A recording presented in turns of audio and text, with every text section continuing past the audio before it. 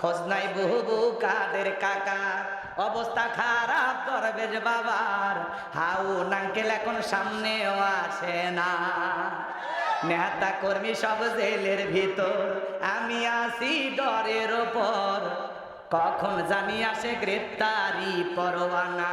বুবু আইবা তুমি আইবা গো, সেই দিন আইসা বুবু ক্ষমতা পাইবা না।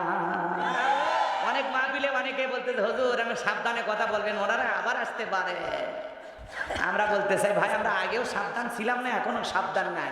কণ্ঠ আছে যতদিন, হক কথা চলবে ততদিন। মৃত্যু তো হবেই, বাস্তবতা বলা লাগবে, কথা বলেন ঠিক কিনা? আমার ভাইয়েরা হৃদয়ের কান পেতে কথাগুলো শুনে যান। এই জন্য যে নেতা আপনার বিপদে পাশে দাঁড়াবে, আপনাকে বুক দিয়ে আগলায় রাখবে, ওই নেতার পক্ষে স্লোগান দেন। যে নেতা আপনার সুখে হাসে, আপনার দুঃখে কাঁদে, আপনার ভালোবাসায় আপনার জন্য জীবন দিতে রাজি, আমরা ওই সেই নেতার জন্য জীবন দিতে রাজি। কিন্তু যে নেতা বিপদে ফেলে বিদেশে পালিয়ে যায়, এমন নেতার মোহাব্বত থাকার কোনো দরকার না। যাদেরকে বলা কথা পাকিস্তানের রাজাকার, ওরা 16 বছরের নির্যাতন জুলুম সহ্য করেছে, ফাঁসির দড়িতে ঝুলেছে, রিমান্ডের জ্বালা বেদনা সহ্য করেছে। কথা বলেন না কেন?